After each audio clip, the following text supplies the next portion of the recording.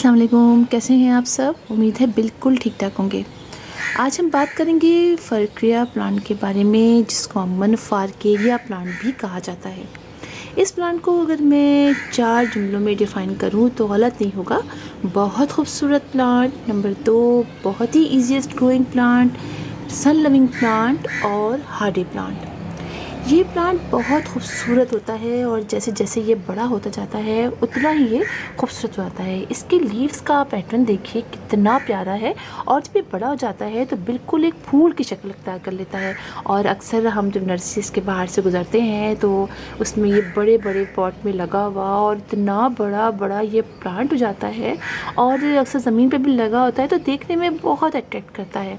और अगर आप पार्क्स जाएँ तो वहाँ पर लैंडस्केपिंग में इसको इस्तेमाल किया जाता है और ज़रा ऊंचाई बनाकर उसमें इसको लगा लिया जाता है। साइड में स्टोन्स लगा लिए जाते हैं, छोटा सा पाथवे बना दिया जाता है जिसमें हम चढ़ते हुए जाते हैं तो बड़ा ही अच्छा लगता है। अच्छा, ये प्लांट चूँकि बहुत हार्डी प्लांट है इसलिए धूप में भी आप इसको कितना ही रख दें, चूँकि सन लविंग प्लांट भी है इसलिए आप इसको जितना ज़्यादा धूप में रखेंगे उतना ही ये प्लांट अच्छा होता चला जाता है, बड़ा होता चला जाता है। और सन को, चूँकि सन लविंग प्लांट है इससे सन को पसंद बहुत करता है और पानी की फिर इसमें इतनी रिक्वायरमेंट नहीं होती है। और जितना ज़्यादा आप समझिए इसको निगलेक्ट करें, आप ना इसकी केयर करें उतना ही अच्छा होता है।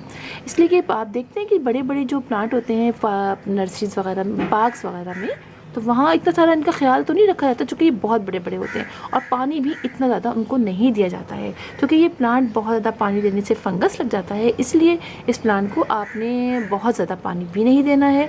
और हाँ, अगर आप इसको फुल डे की धूप में रखें तो आप चेक करके पानी इसको दे दिया करें।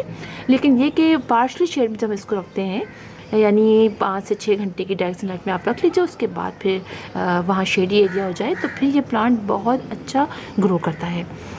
इस प्लांट की अगर आप सॉइल की बात करें तो आप इसकी अच्छी सॉइल बनाएंगे, यानी ये कि आप सैंड ले लीजिए, घर की जो सॉइल होती है, जो भी आप नर्सरी सॉइल लेते हैं वो ले लीजिए और उसमें अच्छी तरह उसमें गोबर की खाद या कंपोस्ट या वर्मी कंपोस्ट, ये तीनों चीज़ें मिला के इस तरह बना लीजिए। यानी 3-4 चीज़ें मिला के आप ये प्लांट इसकी सॉइल तैयार कर लीजिए जो कि बहुत अच्छी रहेगी। अच्छा, ये प्लांट बहुत ज़्यादा जो है वो पसंद नहीं, मतलब उसको फर्टिलाइज़र की इतनी ज़्यादा रिक्वायरमेंट नहीं होती है। बस आप साल में 2 से 3 दफ़ा इसको गाय की गोबर ही गाय का खाद जो होती है, गोबर जो होती है, गोबर की खाद वो आप दे दीजिए, काऊ डंग यानी। और इसके अलावा आप इसके अंदर या तो वर्मी कंपोस्ट डाल दीजिए या आप इसके अंदर पत्तों की जो खाद होती है, लीफ कंपोस्ट, वो डाल दीजिए या घर की जो बनी हुई कंपोस्ट होती है वो डाल दीजिए।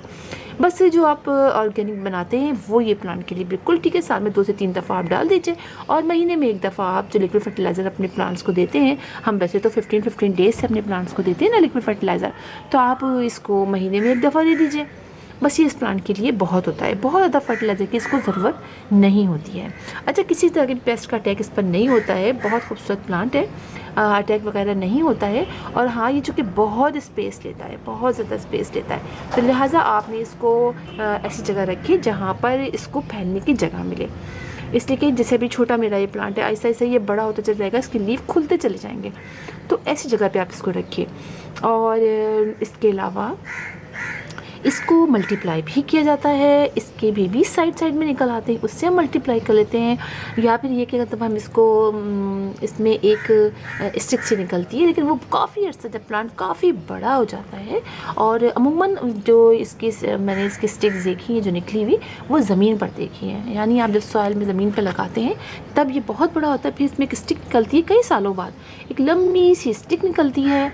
आप समझिए वो स्टिक अगर आप देखें तो आप खुद हैरान होंगे, उसमें इतनी सारी फ्लावरिंग होती है कि वो अच्छी खासी मोटी हो जाती है और उसके अंदर बाकायदा दूर से लगता है जैसे कोई ट्री बन जाता है पूरा। और फिर उसके अंदर जो है वो इसके फ्लावर्स खिलते हैं और फिर उसी के अंदर इसके जो फ्लावर्स के बाद वहाँ उसके बेबीज़ से बन जाते हैं। वही बेबीज़ जो है फिर उनको लगाया जाता है और ये प्लांट जब बेबीज़ बना लेता है तो उसके बाद वो पूरा प्लांट सूख जाता है। फिर उन बेबीज़ से हम इसको मल्टीप्लाई करते हैं या फिर साइड के जो बेबीज़ निकलते हैं उनसे हम मल्टीप्लाई करते हैं। तो इस तरीके से इस प्लांट की केयर की जाती है और ये अपने आप को मल्टीप्लाई करता है। अच्छा, पानी का जैसे मैंने आपको बताया, तो ये आप बहुत ख्याल रखिएगा, इसलिए कि अगर आपने ज़्यादा पानी दे दिया तो आपका ये प्लांट सूख जाएगा। लिहाजा आपने पानी चेक करके डालना। और सर्दियों में तो आपने बहुत ही एहतियात से पानी डालना है, क्योंकि बाज़ लोग उसको कहते हैं, जब मतलब समझा जाता है कि ये सैकुलेंट फैमिली का है, क्योंकि इसके अंदर खुद ऑलरेडी बहुत पानी होता है। तो इसीलिए इसको पानी हम सोच समझ के देते हैं, बहुत ज़्यादा पानी हम इसको नहीं देते हैं। ये प्लांट काफ़ी स्लो ग्रोइंग है, आप इसको बहुत ज़्यादा तेज़ी में नहीं, मतलब ये कि आहिस्ता आहिस्ता ग्रो करता है, अचानक से नहीं। लेकिन ये देखिए मेरा प्लांट, मुझे तो लग रहा है कि ये काफ़ी तेज़ी से ग्रो कर रहा है। देखिए अभी अब ग्रो करेगा, उसके बाद से बताऊँगी। लेकिन ये कि बहुत फास्ट ग्रोइंग नहीं कहेंगे, लेकिन हाँ ठीक ठाक ग्रो करता है। ये बहुत स्लो ग्रोइंग भी नहीं है और बहुत तेज़ी से भी नहीं ग्रो करता है। अच्छा, ये जो मैंने पॉट रखा हुआ है, ये मेरा 6 इंच का पॉट है। आप अब इस प्लांट को 12 इंच के पॉट में, 10 से 12 इंच के पॉट में लगाएंगे तो अच्छा रहेगा। और बहुत ज़्यादा इसको आपने मतलब चेंज भी नहीं करना पड़ता है। प्लांट इसी प्लांट में अभी इसी पॉट में काफ़ी अरसे तक ये ग्रो करता रहेगा। जब काफ़ी बड़ा हो जाएगा फिर मैं इसको 12 इंच के पॉट में लगाऊंगी। तो ये इतना बड़ा प्लांट पॉट जो है इसके लिए बिल्कुल सही रहता है, आहिस्ता आहिस्ता जो ये ग्रो कर रहा है। तो बस इतनी ही इसकी बातें, बहुत ज़्यादा इसकी बातें नहीं हैं। और आप बिल्कुल इसके छोटे छोटे बेबीज़ ला के लगा सकते हैं, और उसके बाद उस बेबीज़ में साइड में जब बड़े हो जाएंगे तो उसके मज़ीद प्लांट्स निकलेंगे, तो आप इससे इनको मल्टीप्लाई भी कर सकते हैं। तो फिर इंशाल्लाह आप लोगों से मुलाकात होगी किसी और वीडियो में, किसी और टॉपिक के साथ। तब तक के लिए अल्लाह हाफिज़।